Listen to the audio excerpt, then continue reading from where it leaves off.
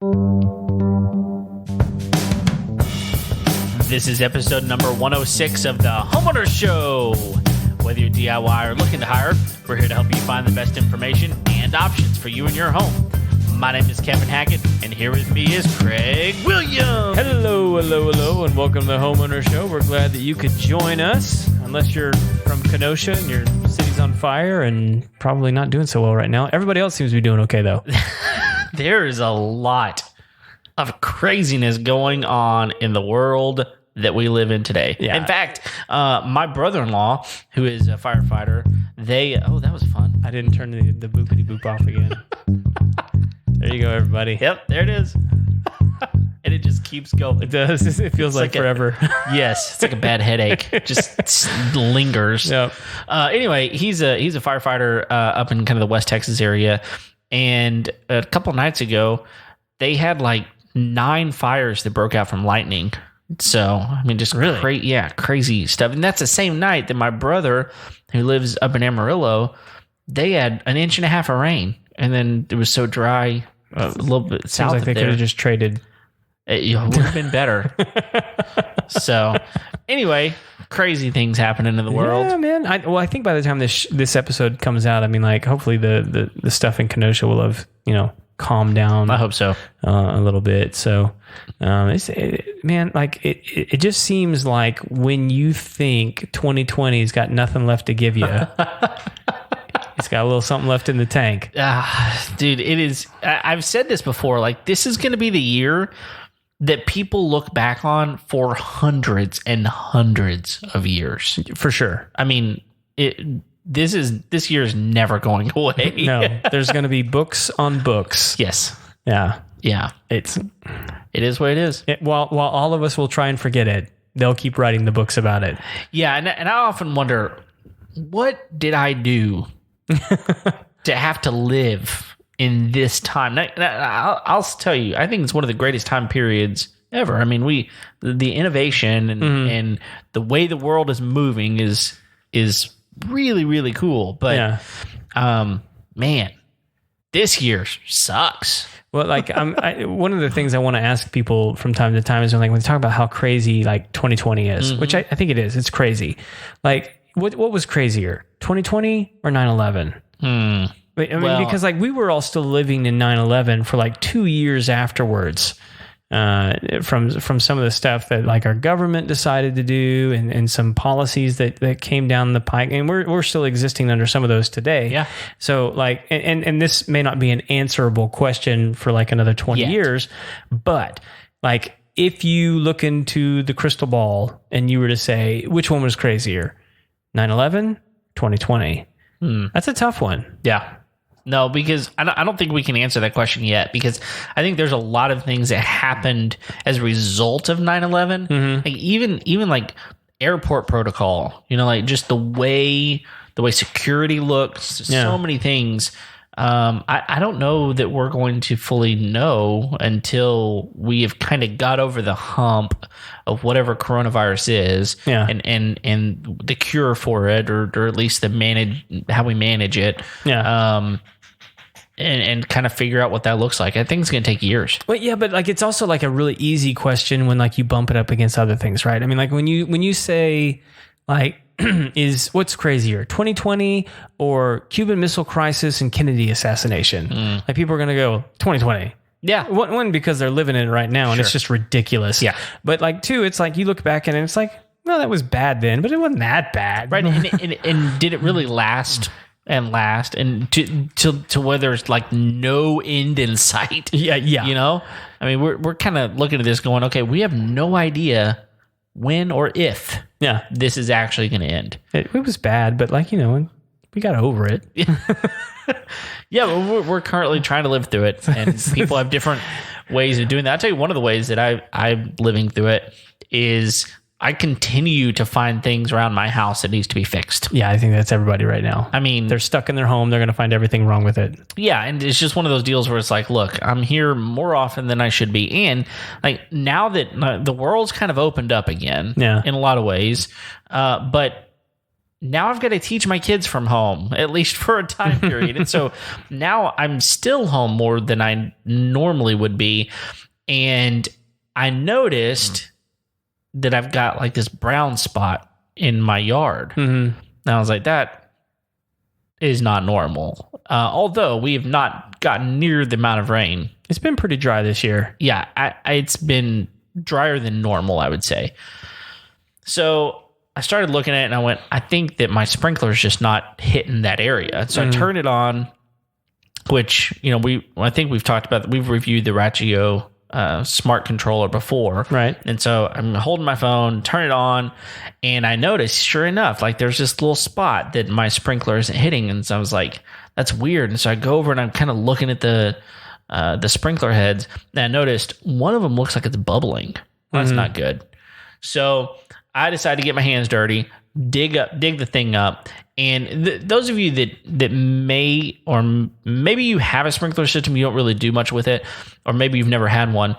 Sprinkler systems are really pretty easy to work on, but they're a pain in the neck. Yeah. Because, you're digging things up, and you got to, a lot of times if it is bubbling like that, you got water and you got to figure out how to get the water out. It's muddy water. It's just it becomes a mess. Yeah. And it always takes longer than you think it's going to fix it. And you go to the box store or wherever you go to get the supplies you need. And you come home and you're like, that's not what I actually need. So you got to go back and get something else. Well, that happened to me a couple of times, actually. But luckily, the only thing that was bad was the riser. Okay. So, you got the pipe underneath, and then you got a riser, and then you put the sprinkler head on top of it. And the riser had a crack in it. And thankfully, that was the only issue. So went to Home Depot. I got the riser that I needed. I come back, and I decided while I was there, I've heard that there's a new type of sprinkler head out there that would do better. What I was using was just a pop-up misting. So it fanned out in kind of a 180 degrees. Right. Okay. So I found these new sprinkler heads, and they're called a rotary spray head. Okay. And it does what you think it does. Like whenever it says rotary, it rotates. Okay. But it's not like a typical sprinkler that just kind of starts at one side and rotates and, sprays out one nozzle, then comes back. It's not that. It's a continuous spray that rotates around, and they're individual streams.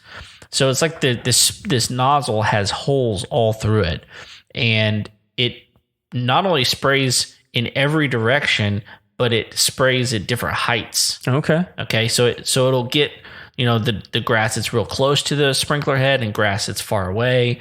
And you can adjust how far out it goes. And you can also adjust the radius.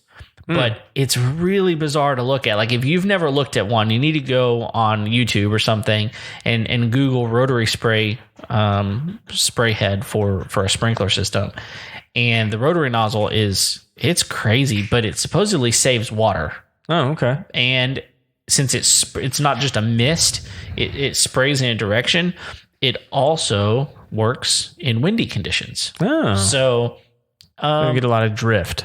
No, it doesn't. And so one of the really cool things is in my Ratio app, you can, since it's water saving, it actually says it takes longer to water than, like, almost twice as long. It's still saving water, but because it's spraying out individually rather than just all at once, it just takes longer to put the water on the ground. Oh. And so in my Ratio app, I have the ability to select 3 different types of nozzles, and one of them is the rotary. So it knows to push a little more water there. To do it longer, probably. Huh.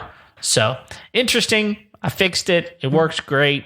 And so is rotary, is it a head? Is that what it's a nozzle? Nozzle. Yeah. So a rotary nozzle is something that people should be looking into for their sprinkler systems? Yeah, I think it all depends on kind of the area that you're using it in, and how many sprinkler heads you've got, like how it's designed. If you've got a design that has like multiple heads all the way throughout the yard, then yeah, I would really use those. If you've got them mainly on the perimeter and, they're spraying in a, back and forth motion, or, one of those old, what I'm talking about? One of those types of things. Like, I love those. Yeah. They're very satisfying. They're so satisfying. It's even better. Like, we had a dog that loved to chase it. And so he'd jump every time he would do it for hours. But anyway, I think that if you've got the type of nozzle that kind of goes in 100 or 360 degrees all the way around, that type of thing. Yeah. They're more expensive, but they're supposed to save water. So I think it's something to look into. Yeah. Cool, man. So what else we got going on? Well, good question. I want to do a shout out to our friend Lorne Fox. Yeah. This guy is incredible. So we kind of showed you the coaster from last week. Yeah. But we got the product. Da-da-da. Yeah. Here it is. If you're not watching on YouTube, you need to go to YouTube. Check this out, man. Like, this is a piece of wood, probably about a 1/4 inch thick. And he did this with a laser. That's what he said. He said he did it by hand. I mean, I'm gonna trust him and believe that he did it. But it's spot on, man. It's amazing how good it looks. So go to YouTube. If you're not already subscribe to our YouTube. You'll get notifications when we push stuff out. But go look at that thing. He's got an Etsy store. He does. Yeah, we're going to link that up and be on the lookout for that sign in future episodes. If you're watching on YouTube, because I'm going to put it on the wall right over chair. Right over there. And it'll be displayed proudly here in the studio. Yeah. That may actually be like one of the things that people end up getting their picture made by, as well as the massive logo, the 7-footer. Whatever it's called. I don't know. It's a massive wheel. That's right. That's what it is. It's awesome.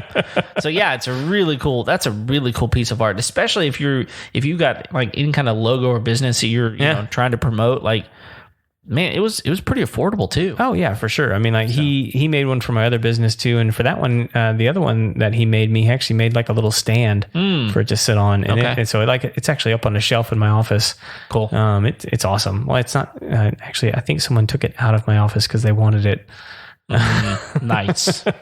It's sitting in someone else's office who's actually in the office more than I'm in the office. There you go.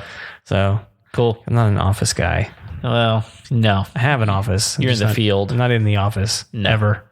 No. So, but c'est la vie. C'est la vie. Well, we've got a really, really fun episode. Yeah, we haven't done a top 3 in a while. No, it's been a while. And this one is kind of timely. It's timely. It was born out of tragic situations a little bit. But we're going to do top 3. What's it going to be about? We're going to do a top 3 of your top 3 hurricane resources. I guess it would probably be or your hurricane items. Yeah, like the post-hurricane items. I guess like the must-have things in the event of a hurricane. Yeah, and after that goes through, what are you going to have? What are the top 3 things you need to have? Yeah. Because we here in Texas we by the hair of our chin missed 2. I guess one tropical storm and one did it get to Category 5? I know it got to Category 4. I don't know if it ever got Cat 5. I don't remember it getting to 5. I think it stayed at Cat 4. Was that Laura? Yeah. So we had Marco and Laura, right? Yeah, we had Marco first, right? No. We had Laura first because it's alphabetically so, right? Well, I don't know that means that they hit. No, but it formed first. Laura formed first, and then Marco came, and we had a lot of people wanting to petition Laura to be renamed to Polo. Yes, which is kind of funny. Should have been. But yes, it was Laura, and Marco just kind of disappeared. Yeah, it was kind of like I don't know what he ended up doing, but I don't know. I'm sure he bothered somebody. Fizzled out, I guess. So, but anyway, Laura was supposed to it did hit the Gulf Coast. It just kind of went up the far east end of Texas and the far west end of Louisiana. Yep. It did quite a bit of damage. I mean, it was a big storm. Not to downplay it at all, but it did not directly hit us. However, you got to enjoy some of the aftermath of Laura. Yeah, it was really bizarre because we were very fortunate. A lot of people were like, "Oh, it's gonna be another Harvey," but then we realized it was not going to be another Harvey exactly because we weren't going to get the dirty side of it like we did with Harvey. But we still were expecting to get the brunt of some of it, and we didn't. So we're very fortunate. However, we had like one band of rain come through. I mean, it was nothing. Yeah, and it was weird because it lasted for like 5 or 10 minutes. It was a super small thing. Now our friends to the east, they got hit hard. They got some rain. They got hit hard, and so our prayers go out to them. But what was weird is later that day. Was it that day or was it the day kind after? of the day after? Okay. We lost power for like 7 hours. Yeah. We lost power. And so it's weird because this is during the time that I was fixing my sprinkler. Uh-huh. And so I had gone to, actually I went to Lowe's. I would not go to Home Depot. I went to Lowe's and I bought what I needed. Come back, I'm working on it. And I tell my wife, I'm like, look, I didn't get what I needed. I got to go back. So I went back. But before I did, I had heard that there were power outages in Conroe. So I actually called Lowe's. I was like, are y'all open? They said, yeah, we're on generator power. But we're open. And I was like, all right. So I went back, got what I needed, came home. And I had actually been texting one of our friends. And I said, hey, listen, like we have power. And if y'all need a place to stay, like we can probably you come over to our house, whatever. Yeah. And so we were talking about that, and I'm out there changing my sprinkler heads, and all of a sudden, 3 neighbors from across the street come out of their house, and they're like, "Y'all okay over there?" And I was like, "I'm just changing a sprinkler. Like, yeah, we're fine." And he was like, "Oh, do y'all have power?" And I was like, "Yeah, I mean, I think so." And we did. Well, what's weird is my street, there's like a line of demarcation down it. Either we have power or our neighbors don't. It's kind of the opposite. Well, then about 5 minutes later, our power went out, and it lasted for like 7 hours. And so, yeah, it was fun. All the fun of the post-hurricane without any of the actual fun of the real hurricane. Yeah, and so like I remember calling you, and you're like, we have power. Like as weird as my house is. Yeah. We normally don't lose power. Yeah. Well, which, I mean, for those of you that don't know, me and Kevin, I mean, we live like, what, 2 miles apart? It's pretty close. I mean, yeah. I mean, so like it was really weird that you didn't have power and I did. And what we ended up figuring out is we just have different companies. Different companies. So, yeah. So one for the weird house. Yeah. It kind of led us to this place of like, what are the top 3 things you want to have? During a hurricane situation, maybe, not specifically a power outage, but a lot of times that ends up being the situation. It does. Yeah. It comes with it. So we got this top 3. All right. And it's hard because I told you before. You could do like 29 or 29. Something. Yeah, I could top 29. I could do quite an extensive list. Yeah. So I tried to, because I mean, like I can go pretty dark pretty quick, and I tried to keep it pretty light. Okay. For like, what would actually be practical. Yeah. Because sometimes what Craig would have is not necessarily what's best for the entire family. Yeah, no, I'm with you on that, because specifically one of mine on my list is one that I could do without. Okay. But I don't think my family could. There you go. All right. So do you want to go first, or do you want me to go first? I'll go first. And in full disclosure, we have not revealed each other's list. We haven't seen each other's lists. These could be the same. Well, okay. They could theoretically. Theoretically, they could be. All right. My number 1, candles. Wait, so are we going 3, 2, 1? Number 3. So my first one I'm going to talk about, number 3, is a candle. Got it. Okay, a candle. Well, candles. Multiple candles in multiple places of the house. All right. Because I've got children, and my wife really does not do well with total darkness. I think we talked about that on the sleep episode a little bit. She just doesn't really like being in total darkness. So we're going to have some candles in the house to be able to light kind of a path, if nothing else. So we have a whole cabinet that's just candles. Just nothing but candles. Nothing but candles. Man, here's my issue with candles and like a power outage. Like inevitably, you're heating the house up. Oh, you are. And man, I will do everything in my power to keep from heating the house up. Like I'm with you. Like I need light, need to be able to see. The only benefit is that those only come on whenever it's dark, right? And so, hopefully temperatures are dropping a little bit, although I'll tell you this, we're recording this late.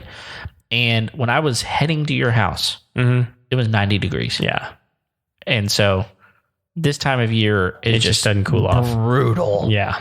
So, yes, that is the case. Now, if you're actually in the midst of a hurricane and it's raining, the likelihood of it being 90 degrees in the middle of the night is that's pretty low. Unlikely. The temperature does drop pretty significantly. Right. So, okay. I like it. That's mine. All right. Number 3 for me, wind-up radio. Oh, yeah. So I actually have like a fancy Red Cross version of one of these that I take out from time to time. And like they have multiple bands, not just FM AM either. And can actually, in theory, charge other devices and things like that. Super, super handy in a bad situation like that. Most people don't know that like certain radio stations operate off generators, right, and still broadcast. Yep. And so you're able to get good information. It's one of the few things that radio stations are actually still good for. Music isn't one of them. Nope. But, weather updates and news and shelters and different things like that. Really, really good information. Yeah. So and a lot of those have like multiple things on them. Yes. Right. They're like, it does have a flashlight option on it and all those other things. But like, really the main thing is the radio. Sure. Yeah. And, thankfully through Harvey, we never lost power. But if you don't have power and you don't know what's going on, that's a big problem. Yeah. Now, one of the things I will say is that, we recently had a couple episodes with Takis, the internet company, and they have generators hooked up to their primary lines in the neighborhood to push their signal, even if power goes out. Oh, that's cool. Which is really cool. Unfortunately, in my neighborhood, someone had vandalized it and was not working. What? Yeah, it's a whole nother thing. But we need to find these guys. No, absolutely. But I told my wife, I was like, well, if you don't have power, then you really have to have the modem working in order to be able to get the internet to come through. So you kind of have to have some sort of power anyway, Right. Yeah. So I don't know. I mean, maybe. Maybe they put battery backups in their modems that they put in your home or something. I don't know. Well, they don't. But I'm assuming you could put a battery backup to it, like a UPS or something like that. Yeah, but my point in that is that if you can get a Wi-Fi, if you can get internet, then your need for a radio would be less. Oh, sure. But in extreme situations, and like us, we didn't have internet or power, either one, because it had been vandalized. So doesn't really matter. Thanks, vandals. Yeah, thanks a lot. All right, man. What's your number 2? Number 2, non-perishable food. Okay. Yeah. Straight for the stomach. Oh, man. I mean, it's one of those deals where if the power goes out at my house, so this happened the other day, right? The first thing I did was I went and got a ribbon and I tied the door handles closed on the refrigerator. Yeah. Because I'm not opening the refrigerator. Now that's going to come into play here in a minute.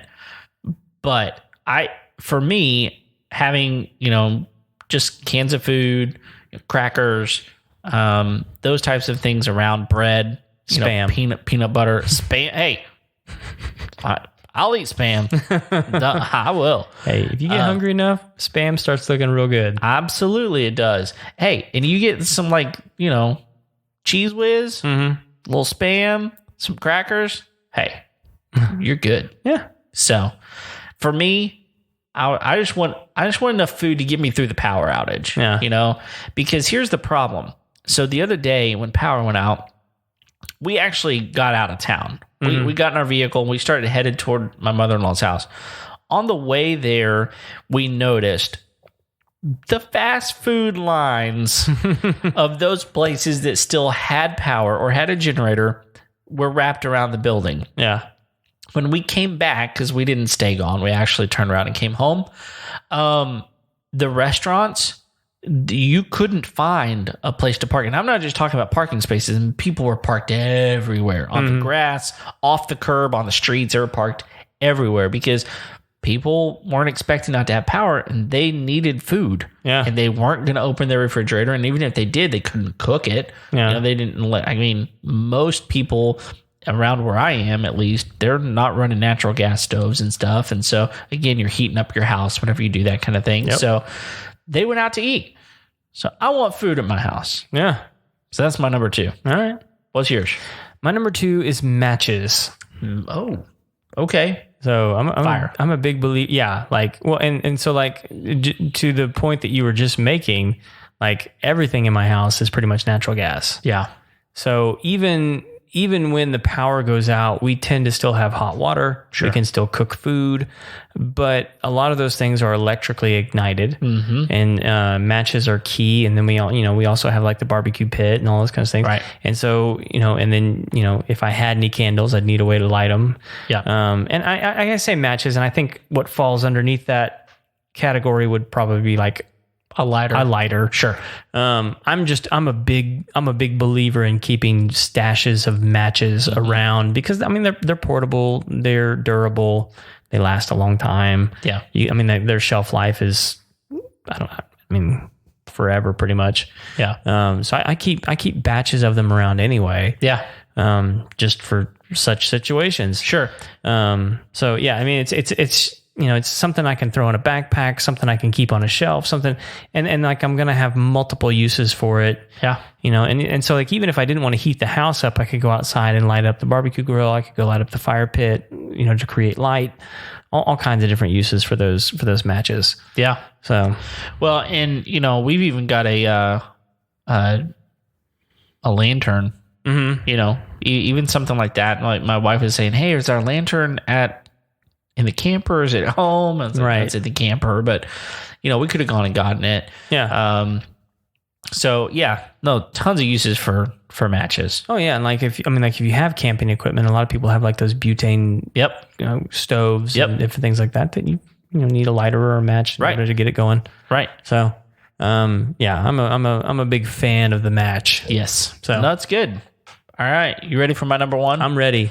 All right, so this is something that we don't have that I have already figured out what I'm going to do to get it. Okay. A generator. All right.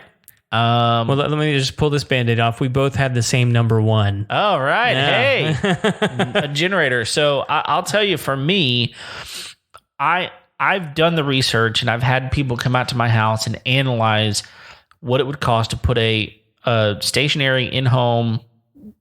So you're talking about a whole home generator. That's what I'm. Yes, that's what I'm talking about. But I've got a couple of caveats. Okay. Because I've had someone come in like Generac come in and give me an estimate. It'd be $15,000. Oh yeah, they're expensive. So we've got natural gas at our house, and so we've already got that, and it's still going to cost $15,000. Now that's for a whole house, and we got 2 air conditioners, and all of our appliances are electric. So that adds up pretty quick. It does. Yeah. The only thing that we've got natural gas going to is our heater and our furnace and our our hot water heater. Okay. So everything else is electric. So yeah, once you start putting on now we've got LEDs everywhere, but still $15,000 is what it was going to cost to get a whole home one. However, there's a workaround, because what a lot of people do with their generators, they've got a portable generator and they just run, extension cords into the house, sure, which is fine, which is great. It works. You can unplug your fridge, plug it into that. You can do the same thing with, a fan, lots of other things. What you can't do, however, is you can't run your air conditioner off of that. Mm-hmm. So I'm not spending $15,000 on a generator, especially whenever I've got to leave it with the house. and I guess it's something that would be a good question to ask, like a realtor or someone. Like, does that actually add value to your house? I'm sure it does. I'm sure it does. But you're not going to get $15,000 worth out of it. Probably not. But there are some workarounds. And there's a couple of different ways to do it. But basically, the most efficient way to do it is you add a box onto your electrical panel that you can plug one into. You then plug an inlet to, and that feeds that box. Now that in that box, there's like, you can get different numbers, but let's say you get one of the bigger ones, got like 10 breakers in it. You hardwire that to the breakers that you want to turn on, and it overrides that breaker. Right. There's another option. And that, by the way, that's called a manual transfer case, is what that's called. There's another option, and geninterlock.com actually makes this device, and it goes onto your actual boxes, your box outside of your home or in your home, depending on where it is, and it shuts off power. And when it does that, you are getting no outside power to that, and then you're in whatever's coming into the inlet. That's where you're getting power, and then you can selectively determine what breakers you want on and off. There's a danger to that, though. You have to know how much wattage you're trying to turn on. Otherwise, you got a problem. So it kind of depends, like how safe do you want to be versus how much do you want to know. So what I want to do is, for me, I want to do that second option where I can turn on whatever breakers I want, because I want to be able to run one air conditioner, turn it off, or another one, go back and forth. But I want to get a 10,000 watt generator, which is a big one. Yeah, it's a big one. But I've found them. Champion makes a really good one that's dual fuel, so it uses gas or propane. And it's like $1,100. So not terrible. No, you can do the entire install of this thing for, depending on how much you can find the parts on Amazon, eBay, even part store, and get it, depending on how much you're going to pay an electrician. I know a guy who's done it in 2 different houses for less than $1,500, including the generator. And I'm sitting here going, man, forget needing to have this, that, or the other as far as lights, candles, food, whatever. If I have all the power back to my house for $1,500 and I can take that generator with me, so I've really only invested like maybe $400 into the infrastructure to make that happen. For me, that's money well spent. Sure. And it is going to happen before hurricane season next year for me. So that's my story. All right. And that's where I'm going. Yeah, I'm a big fan of the Generacs. We have one on the office. Okay. And it's been, they've been a fantastic company to work with. Sure. I think they're great. Yeah. No, I'm not shunning them at all. I have zero complaints. Right. The other thing that we've looked into is, it's kind of like a generator, but like a whole home battery that's powered by solar cells. Right. So, and it's essentially a generator. Yeah, it is. So if you've got solar panels on your house, you need to put a battery on it. For situations like this, yeah, you do. Right. And sometimes, whoever your installer is, just make sure that they know what you're doing so that you can have enough power to the things that you want power to, like you're talking about with air conditioning and refrigerator and lights and all those kinds of things. Because sometimes those batteries can't handle it all at the same time. Right. So you just need to make sure you've got what you need in order to power the things you need to power. Yeah. Depending on the time of year, I may not be as concerned about the air conditioning as much as I am food preservation. Yeah. Because that's one of the things we were talking about, like the amount, think about the amount of food you've got in a freezer and a refrigerator. Right. If you've got separate freezer and refrigerator alone, it would cost us hundreds and hundreds of dollars to replace a lot of that. For sure. Yeah. And condiments and all kinds of stuff. Well, not to mention, like, if your freezer thaws and like that goo just goes everywhere. Because then you're potentially going to have to buy a new fridge or a new freezer even. Right. So that's hundreds, thousands of dollars in and of itself. Yeah. So anyway, that's our list, people. Yeah. So if we left something off that you think is just absolutely vital important, let us know in the comments on the YouTube page, the reviews on the podcast, and maybe on Facebook, Instagram. Don't do it on Twitter. No, because we're not gonna respond. Nope. So you know what? Knock yourself out. Hey, I challenge you to give us a reason to go to Twitter. Test our resolve in this. Right. And don't be mean, but sure. I mean, I guess if you want to be mean. Be mean, and it might drive more traffic. No, I mean, I'll put it this way. Nobody else is going to see it. No. So it doesn't matter, really. But yeah, send us a note. Let us know if we left anything really, really important off the list, because we probably did. Yep. Because we're not hurricane survival experts. No, even though we live in the area. We've seen a few. Well, you've seen more than I have. So, and... they can be devastating. They can be no big deal. But they're all different. They're all a pain. They're all different. And like you're like, here's the weird thing, man, is like there was almost like this feeling of disappointment over people when we didn't get it. I know. It was. Did you see the memes that were out there? That were like, "Hey, yeah, there's 2 twin hurricanes. Never happened in the history of records. Coming. Hello, 2020. What else can you throw at me? But can Texas get a little bit of rain? Yeah, a little something. And we didn't. Not a thing. And people were complaining. It's like the school's all canceled because of the hurricanes, and there's nothing here. And it's like, what you want them to do, right?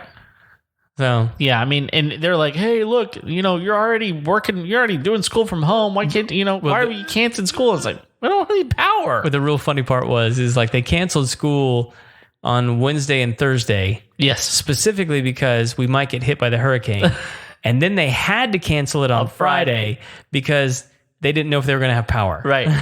Because of the rolling brownouts. Yeah, it was the weirdest thing ever, which that's what they call it, a rolling brownout, because they were, here's what happened.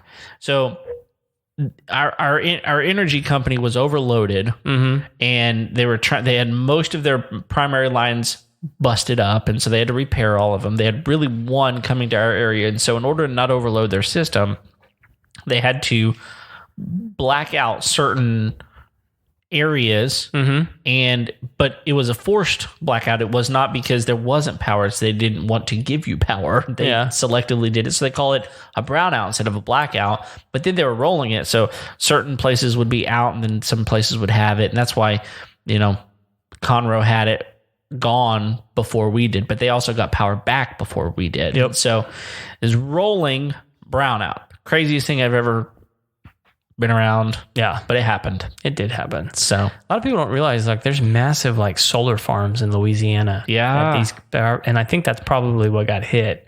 And they were having to repair the lines of these. I mean, like, because these things are the entities that are helping provide the power for this area. That's right. So that's it. So anything else, Kev? No, I think that's it, man. Thank you for downloading today's episode. We thank each and every one of you. If you have not already, go on iTunes, rate and review us.